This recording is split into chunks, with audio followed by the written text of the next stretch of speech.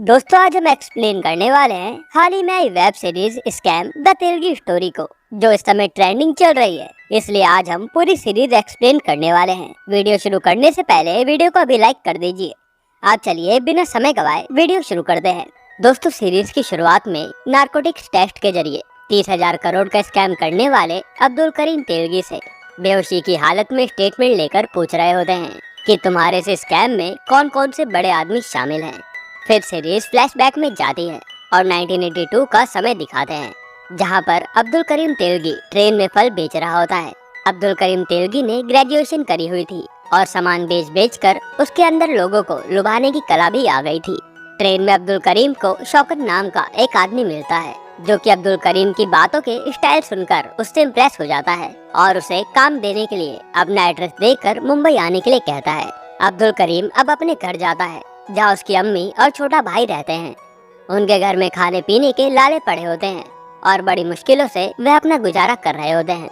अब्दुल अपनी अम्मी को कहता है कि उसे एक आदमी ने जॉब ऑफर की है और वह वहाँ जा रहा है पैसा कमाने। मुंबई पहुँचते ही अब्दुल करीम सबसे पहले शौकत भाई के पास जाता है, जो उसे अपने गेस्ट हाउस पर रूम किराए पर चढ़ाने के लिए कहते हैं, क्योंकि उनके गेस्ट हाउस में कोई आता जाता नहीं था।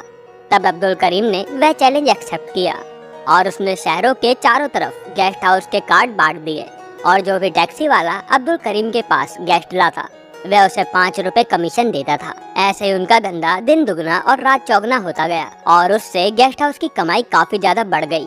फिर अब्दुल करीम को एक नफीसा नाम की लड़की मिली, जो कि शौकत की ही बेटी थी। धीरे धीरे उन दोनों में प्यार हुआ और दोनों की शादी भी हो गई और अब्दुल करीम शादी के कुछ दिन बाद ही अपने सपने लेकर गल्फ कंट्री चला गया और उसने 7 साल अपनी फैमिली से दूर रहकर खूब मेहनत करी और पैसा कमाया। फिर उसे अपनी फैमिली की याद सताने लगी और वह वापस बॉम्बे आ गया। अब्दुल करीम ने अब लोगों को नकली पढ़ाई की डिग्री बनाकर उन्हें बाहर कंट्री में काम के लिए भेजना शुरू कर दिया। और फिर जैसे ही एक दिन अब्दुल करीम अपने क्लाइंट को नकली डिग्री दे रहा होता है, तब एकदम से वहाँ पर इंस्पेक्टर मधुकर डोम्बे की एंट्री होती है, जो कि अब्दुल करीम को थाने में ले जाकर खूब मारते हैं और कुछ सवाल पूछते हैं। फिर थोड़ी देर बाद उसे जेल में बंद कर देते हैं। वहीं पर अब्दुल करीम की मुलाकात कौशल जावेरी से होती है, जो कि स्टैम्प की हेराफेरी करने का धंधा करता था। वह अब्दुल करीम को एक लॉयर गणेश कामले के बारे में बताता है, क्योंकि वह उन्हें बड़े आराम से जेल से बाहर निकलवा सकता है, पर वह आदमी बहुत समय से मिसिंग है। अब इधर शौकत भाई अब्दुल करीम को जेल से रिहा करवा लेते हैं। शौकत घर में अब्दुल करीम को समझाते हैं कि वह जो भी करे वह कानून के दायरे में रहकर करे। पर इधर अब्दुल का नाम तो अब पुलिस स्टेशन के रिकॉर्ड में आ गया था, जो कि आगे जाकर अब्दुल के लिए दिक्कत पैदा कर सकता था। इसलिए उसे अपना नाम किसी भी हालत में वहां से हटाना था। अब्दुल फिर गणेश कामले लॉयर को ढूंढता है और उसे अपनी बातों में फंसाकर अपना नाम चार्जशीट से हटवा लेता है। उसके बाद वह कौशल जावेरी को भी जेल से बाहर निकलवा लेता है। कौशल जावेरी अब अब्दुल करीम से हाथ मिलाकर उसके साथ काम करने के लिए बोलता है और फिर दोनों कौशल जावेरी की फैक्ट्री जाते हैं, जहां पर कौशल अपना सारा धंधा अब्दुल करीम को समझाता है और बोलता है कि एक शेयर सर्टिफिकेट 5 बार ही ट्रांसफर होता है, जिसके बाद शेयर होल्डर को नया शेयर सर्टिफिकेट बनाना पड़ता है। और जैसे ही वह शेयर सर्टिफिकेट 5 बार ट्रांसफर हुआ, वह शेयर सर्टिफिकेट कंपनी के लिए रद्दी बन जाता है और कौशल जावेरी उन रद्दी शेयर सर्टिफिकेट को अपने पास लाकर केमिकल की मदद से उस एडेसिव स्टैम्प के ऊपर से कंपनी की मोहर निकाल देता है और फिर वह एक नया एडेसिव स्टैम्प बन जाता है, जो कि 1 रुपए, 2 रुपए और 5 रुपए की वैल्यू के होते हैं। वह उसे मुंबई की स्टॉक एक्सचेंज में बेचते हैं और उससे काफी प्रॉफिट होता है। अब जैसे ही अब्दुल और कौशल बॉम्बे स्टॉक एक्सचेंज में एडेसिव स्टैम्प बेचने जाते हैं, वहाँ पर उनकी डील किसी से भी नहीं बनती, क्योंकि वहाँ पर आदमी काफी कम पैसे दे रहा था।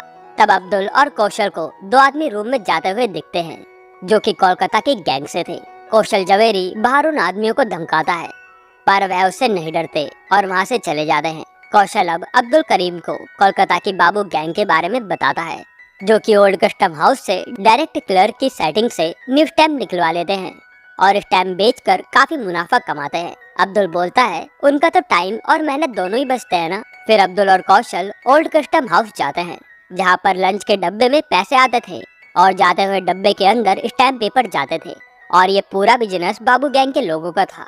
वहाँ पर कौशल और अब्दुल देखते हैं कि सारे लोगों के पास डब्बे जा रहे हैं पर एक क्लर्क के पास कुछ भी नहीं है, जो कि काफी तिलमिलाया हुआ लग रहा था। उसका नाम विट्ठल भाई था। अब्दुल और कौशल रात को विट्ठल भाई से मिलकर उसे ज्यादा कमीशन देने के लिए कहते हैं और पार्क में मिलने के लिए बुलाते हैं। अगले दिन विट्ठल भाई एक बैग में पेपर लेकर आता है और अब्दुल और कौशल को पैसे के बदले वह बैग दे देता है।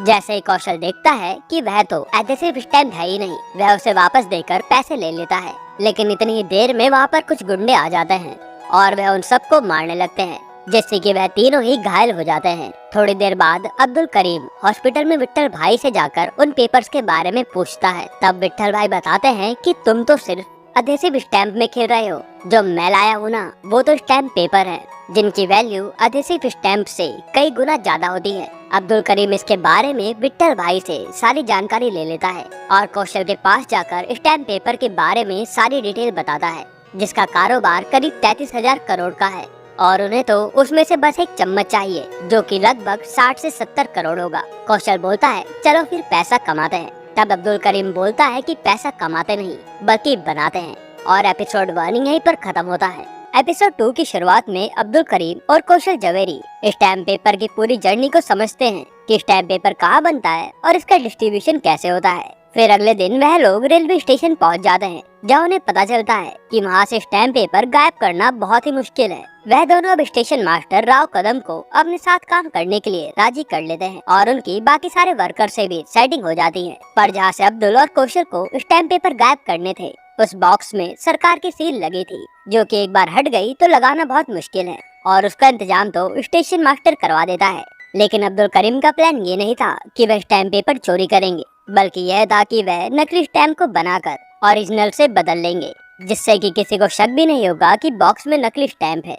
और वह दोनों इसका इंतजाम फिल्म की स्टूडियो के माल सप्लाई वाले से करते हैं, जिसे अब्दुल करीम अपनी बातों में फंसाकर स्टैम्प पेपर शूटिंग करने के लिए चाहिए ऐसा बोलता है और उनसे स्टैम्प पेपर छापने वाली प्लेट बनवा लेता है। वह दोनों अब एक प्रिंटर प्रेस को किराए पर लेकर वहाँ नकली स्टैम्प पेपर प्रिंट करने लगते हैं और रात को 2 बैग लेकर बीच ट्रेन में चढ़ जाते हैं, जहाँ पर उनके पास स्टैम्प पेपर बदलने के लिए 2 स्टेशन के बीच का ही समय था, यानी केवल 6 मिनट, और अगर टाइम ज्यादा बढ़ा तो वह पकड़े जाएंगे। पर अब्दुल और कौशल ये काम को आखिर में कर ही लेते हैं और स्टैम्प पेपर बदल कर बॉक्स में सील लगाकर ट्रेन से कूद जाते हैं। अब उन दोनों के पास स्टैम्प पेपर तो आ गए थे, पर सबसे बड़ा चक्कर था उसे बेचने का, जिसे बेचने के लिए वह सबसे पहले अपने लॉयर यानी गणेश कामले के पास जाते हैं। वह अब्दुल करीम से केवल 8 स्टैम्प ही लेता है, क्योंकि उसे उतने की जरूरत थी। गणेश कामले अब्दुल और कौशल को बताता है कि छोटे मोटे लॉयर को तो सिर्फ इतनी ही जरूरत होती है, असली जरूरत तो कॉर्पोरेट लॉयर की है, जो कि एक ही बारी में काफी ज्यादा क्वांटिटी में स्टैम्प पेपर लेते हैं।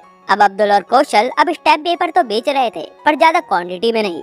उनके पास स्टैम्प पेपर तो काफी ज्यादा थे, पर खरीदने वाले काफी कम, जिससे वह काफी कम कमा रहे थे और सारे लोगों को उनका कट देने के बाद उनके पास काफी कम पैसे बच रहे थे। कौशल तो उन पैसों में खुश था, मगर अब्दुल करीम तेलगी को वो पैसे बहुत कम लग रहे थे। उसकी प्यास इतने कम पैसों से नहीं बुझने वाली थी। कौशल अब्दुल करीम को अपने साथ बार में ले जाता है, जहाँ अब्दुल नाचने वाली लड़की को देखकर उस पर लट्टू हो जाता है और उसे ही देखता रहता है। अगले दिन अब्दुल करीम की बेटी का बर्थडे होता है, जहां अब्दुल का भाई सलीम कहता है कि मुझे भी अपने साथ काम में मिला लो, पर अब्दुल सलीम को उसकी मां का ध्यान रखने के लिए कहता है और कहता है कि वह उसे जल्द ही काम के लिए बुला लेगा। अब्दुल और कौशल अब एक कॉर्पोरेट लॉयर के पास स्टैम्प पेपर बेचने जाते हैं, जो कि उनका लाइसेंस दिखाने के लिए बोलता है और बिना लाइसेंस के वह कोई भी स्टैम्प पेपर नहीं खरीदेगा ऐसा बोलता है, जिससे उनकी डील नहीं हो पाती। अब्दुल फिर गणेश कामले को लाइसेंस बनवाने के लिए कहता है। गणेश कामले का आदमी बताता है कि स्टैम्प वेंडर का लाइसेंस बहुत लंबा प्रोसेस है और भराड़े किसी को भी ऐसे ही लाइसेंस नहीं देने वाला।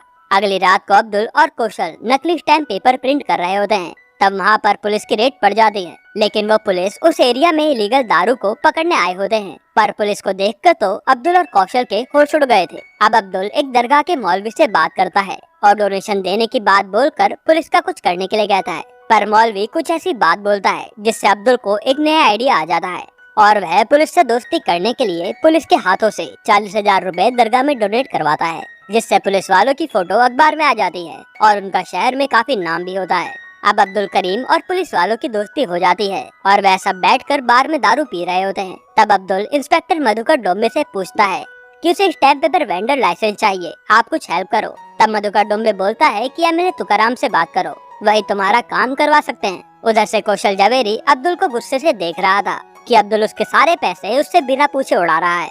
अब्दुल तुकाराम के एनजीओ में पैसे डोनेट कर तुकाराम से मिलता है और उसे पैसे देकर स्टैम्प पेपर लाइसेंस बनवाने के लिए कहता है। और फिर अगले दिन अब्दुल और एमएलए तुकाराम लाइसेंस ऑफिसर के पास जाते हैं, जहाँ एमएलए तुकाराम कुछ भी नहीं कर पाता और अब्दुल को निराश होकर वहाँ से लौटना पड़ता है। अब अब्दुल अपने अड्डे पर पहुँचता है, जहाँ पर कौशल बैठकर दारू पी रहा था और वह अब्दुल को बोलता है कि तेरा सब लोगों ने पागल बनाया है और सारा पैसा भी खा लिया और तूने मुझसे एक बार भी नहीं पूछा। ये पैसे तो हम दोनों के थे ना। इतने में कौशल जावेरी और अब्दुल करीम की लड़ाई हो जाती है और कौशल अब्दुल को खूब मारता है और वहाँ से चला जाता है। अब्दुल जैसे ही खड़ा होने की कोशिश करता है वह फिर से गिर जाता है और एपिसोड 2 यहीं पर खत्म होता है। एपिसोड 3 की शुरुआत में एमएलए तुकाराम अब्दुल करीम को कोई और लाइसेंस दिलवाने के लिए कहता है, मगर अब्दुल पार्टी को इलेक्शन के लिए मोटी अमाउंट देने को बोलकर तुकाराम को उसी लाइसेंस के लिए मना लेता है।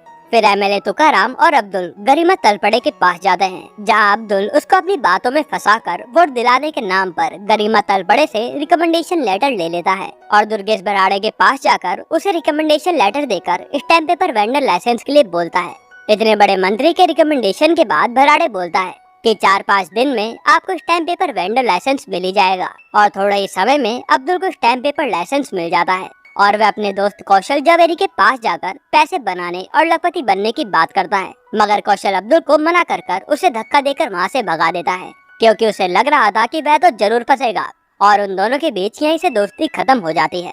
अब अब्दुल अपने भाई सलीम को अपने गाँव से बुला लेता है और एमएलए तुकाराम के एनजीओ के 2 आदमी को अपने साथ कर ट्रेन में रोज स्टैम्प पेपर की हेराफेरी करके बहुत तेजी से पैसा छापने लगता है। अब्दुल सारे लोगों को काफी सारा पैसा खिलाने लगा था, जिससे उसके विरोध में कोई भी नहीं बोलता था। फिर कुछ समय बाद सत्ता बदलती है और एक नया मंत्री भव्य ईमानदार की पार्टी रूलिंग में आती है। फिर अपने काम के लिए अब्दुल भव्य ईमानदार को भी पैसे देकर अपने साथ दोस्ती कर लेता है। अगले सीन में मुंबई में इंडस्ट्रियलिस्ट के 2 बेटों के बीच करोड़ों की मील को लेकर केस चल रहा था। उनमें से एक भाई सारी प्रॉपर्टी को अपने नाम करने के लिए लॉयर से पूछता है। तब वह लॉयर प्रॉपर्टी को उसके नाम करने के लिए पुरानी विल को इनवैलिड साबित कर पुरानी स्टैम्प पेपर के जरिए उसके नाम प्रॉपर्टी करा सकता है, पर ये काम काफी मुश्किल था। तब भव्य ईमानदार को अब्दुल करीम तेलगी की याद आती है। अब्दुल पुराने स्टैम्प पेपर का जुगाड़ करके उस पर अपनी मोहर लगाकर मंत्री का काम करवा देता है और कुछ दिनों बाद अपोजिशन लीडर गरिमा तलपड़े यह मुद्दा रूलिंग पार्टी के खिलाफ उठाती है कि उनकी सरकार में इतने पुराने स्टैम्प पेपर कहां से आए हैं, जिसका वह सारा दोष सरकार और अब्दुल करीम तेलगी पर लगाते हैं। एक दिन एक पार्टी में गरिमा तलपड़े बराड़े को धमकाकर सारा ब्लेम अब्दुल करीम तेलगी पर डालने के लिए कहती है, जिसके बाद पुलिस की मदद से अब्दुल को भी पता चल जाता है कि वह फंसने वाला है। कोर्ट में अब बराड़े अपना बयान अब्दुल करीम तेलगी के खिलाफ देता है, जिसके बाद जज अब्दुल का stamp paper vendor licence cancel कर देते हैं और उसे फ्रॉड के चक्कर में जेल में डाल देते हैं। जैसे ही अब्दुल पुलिस की गाड़ी में जा रहा होता है, उसका लॉयर उसे अपने साथ ले जाता है, क्योंकि सारे पुलिस वाले अब उनसे मिल गए थे। अगले दिन गरिमा तलपड़े कोर्ट में फिर से बोलती है कि अब्दुल करीम तो अभी भी आजाद घूम रहा है, जिसके बाद कोर्ट पुलिस को ऑर्डर देकर अब्दुल को जेल में डालने के लिए कहती है। पुलिस वालों को अब अब्दुल को पकड़कर जेल में डालना ही पड़ता है, मगर अब्दुल को जेल में भी काफी अच्छा ट्रीटमेंट मिल रहा था ताकि वह अपना मुंह ना खोले। अब्दुल की अब जेल में थोड़े समय बाद जी के नाम के एक आदमी से मुलाकात होती है, जो बोलता है कि वह उसके बारे में सब कुछ जानता है।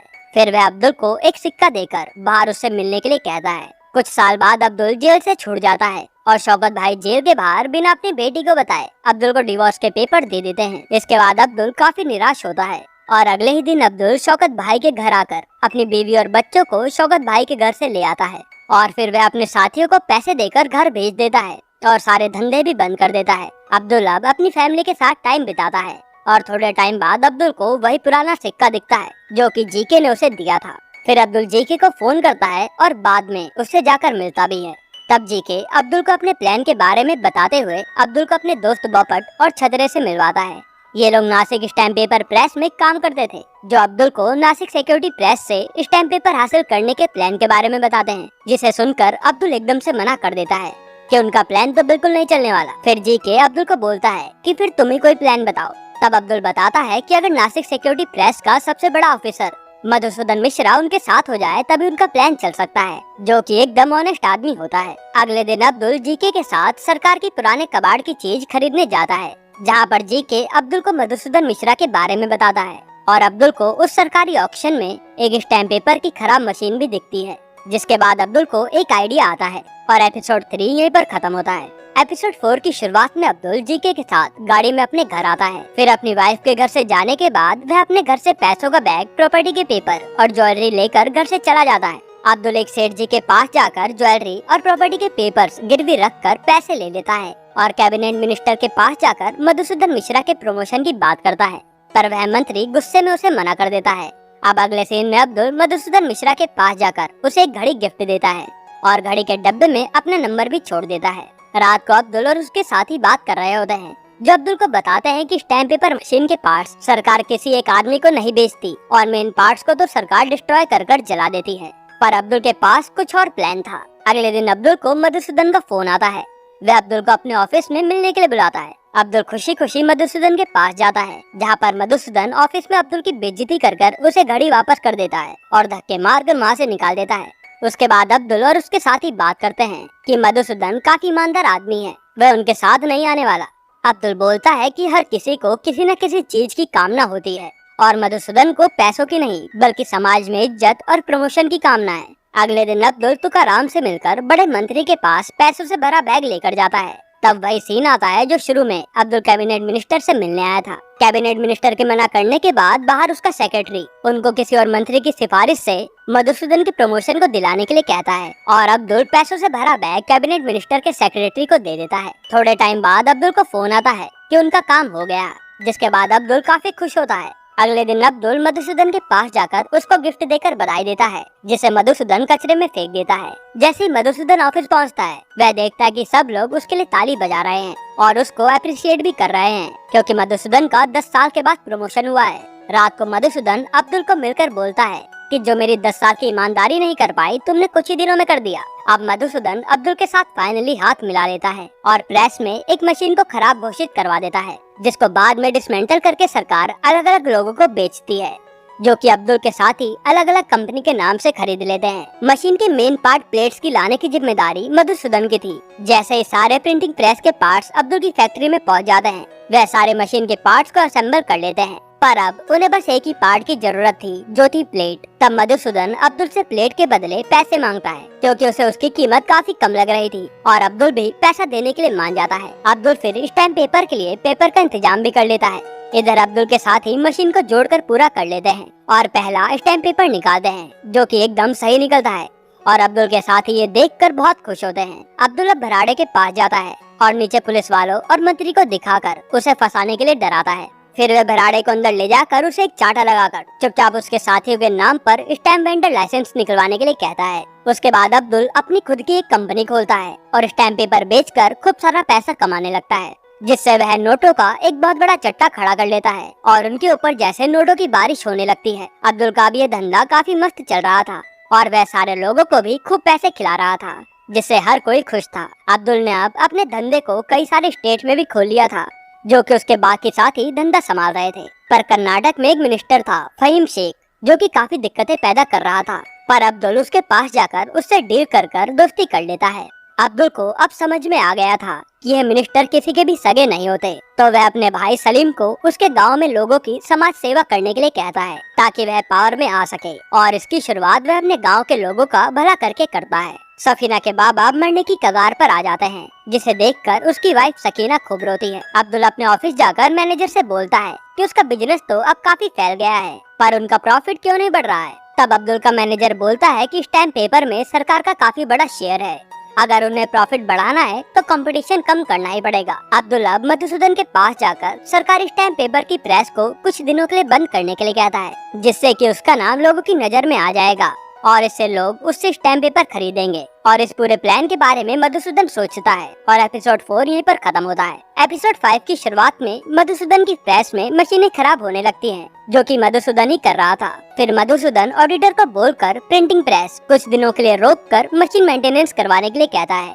अब्दुल अब भराड़े को एक फ्लॉपी डिस्क देता है, जिसमें कुछ उनके बीच के हिसाब थे। जैसे ही भराड़े वह फ्लॉपी डिस्क ऑफिस के कंप्यूटर में खोलता है, ऑफिस के सारे कंप्यूटर में वायरस आ जाता है और सारे कंप्यूटर कुछ दिनों के लिए खराब हो जाते हैं। यह सब अब्दुल का प्लान था, ताकि वह अपना कंपटीशन खत्म कर प्रॉफिट बना पाए। इसके बाद इधर अब्दुल के आदमी स्टैम्प पेपर छापने लगते हैं। अगले सीन में अब्दुल अपने भाई सलीम को उसके गांव में अच्छे से समाज सेवा करने के लिए कहता है ताकि वह अपने भाई को इलेक्शन में खड़ा करके जितवा सके। अब्दुल को अब लगता है कि उसको अब एक और स्टैम्प पेपर मशीन की जरूरत पड़ेगी, क्योंकि उनके पास काफी डिमांड आ रही थी। तब वह मधुसूदन को 50 लाख रुपए भिजवा देता है ताकि एक और मशीन का जुगाड़ हो पाए। इधर दिखाते हैं कि अब्दुल का एक आदमी चुपके से बैग में कुछ स्टैम्प पेपर अलग से ले जाकर बाबू की गैंग को दे रहा होता है, ताकि वह इधर से भी काफी अच्छा पैसा बना पाए। इधर बड़े अधिकारियों की मीटिंग हो रही थी, जिसमें वह बराड़े और मधुसूदन को काफी सुनाते हैं कि सरकारी स्टैम्प पेपर प्रिंटिंग में आजकल काफी गड़बड़ी हो रही है। साथ ही वह उसे जल्दी सही करवाने के लिए भी कहते हैं। अब्दुल अब अपने गांव में काफी समाज सेवा कर कर सबका दिल जीत लेता है और बड़े बड़े अधिकारियों को पैसा और गिफ्ट देकर उन्हें अपनी तरफ कर लेता है। एक दिन अब्दुल को पता चलता है कि उसका आदमी सुलेमान कुछ तो गड़बड़ कर रहा है, तो वह उसे अपने साथ गाड़ी में अपने वेयर हाउस लाता है और वेयर हाउस में उसे खूब मारता है, ताकि दोबारा उसका कोई आदमी उसे ऐसे धोखा ना दे। इधर सत्ता में अब एक बार फिर से कोई दूसरी पार्टी जीत जाती है। अब्दुल अब तुकाराम से फोन पर बात कर रहा होता है, जहाँ उसे जुबैर डांस करते हुए दिखती है। जैसे ही अब्दुल उसके पास जाता है, वहाँ पर जुबैर नहीं होती। अगले सीन में अब्दुल के वेयर हाउस में आग लग जाती है। तब उसे पता चलता है कि ये काम मंत्री के गुंडों ने किया है। अब्दुल फिर नए मंत्री के पास जाकर उससे मिलता है और उसे अपने साथ काम करने के लिए उसको भी पैसे खिला देता है। जिसके बाद अब्दुल को नया मंत्री एक वेयर हाउस देता है, जो कि अब्दुल के लिए सेफ रहेगा और सारे गुंडे भी उससे दूर रहेंगे, क्योंकि अब उन्हें पता चल जाएगा कि अब्दुल और मंत्री साथ में काम कर रहे हैं। अगले सीन में अब्दुल का भाई सलीम अपने गांव में इलेक्शन लड़कर जीत जाता है और अब्दुल अपने भाई को सबके सामने बधाइयां देता है। फिर एक रात अब्दुल बार में दारू पीकर लड़की के ऊपर खूब पैसा उड़ा रहा होता है। तभी वहाँ पर अब्दुल की एक बड़े आदमी से पैसा उड़ाने को लेकर टक्कर होने लगती है, जिसमें अब्दुल हार जाता है, क्योंकि वह वहाँ पर कम पैसे लाया था। पर वह सेठ अब्दुल पर हंसकर उसकी बेइज्जती कर देता है। जिसके बाद अब्दुल गुस्से में एक फोन कर इतना पैसा मंगा लेता है, जिसे देखकर वह सेठ चौंक जाता है और अब्दुल सारे पैसे उस लड़की पर उड़ाकर उस सेठ की खूब बेइज्जती करता है और उसे खूब गालियाँ भी सुनाता है। अगली सुबह जब अब्दुल उठता है तो उसे फोन पर पता चलता है कि उसने बार में लगभग 90 लाख रुपए उड़ा दिए हैं, जो कि दोस्तों उस टाइम के हिसाब से काफी ज्यादा थे और ये बात हर तरफ फैल गई थी। जिसके बाद हर कोई पैसा खाने के लिए अब्दुल को फोन कर रहा था, क्योंकि ये देखकर कि अब्दुल ने इतना सारा पैसा उड़ाया है, हर किसी की भूख बढ़ गई थी और उन्हें लग रहा था कि अब्दुल के पास तो बहुत सारा पैसा है। फिर अब्दुल को एक लड़की पीछे से आवाज देती है और ये वही लड़की थी जो बार में डांस कर रही थी। और एपिसोड 5 यहीं पर खत्म होता है। दोस्तों वेब सीरीज 5 एपिसोड तक ही आई थी और बाकी के 5 एपिसोड नवंबर में आने वाले हैं, और जैसे ही वो आएंगे हम आपको इसी चैनल पर एक्सप्लेन कर देंगे। इसलिए आप चैनल को अभी सब्सक्राइब कर लीजिए और अगर आपको साउथ की एक रोमांटिक मूवी देखनी है तो ये वीडियो देख लीजिए।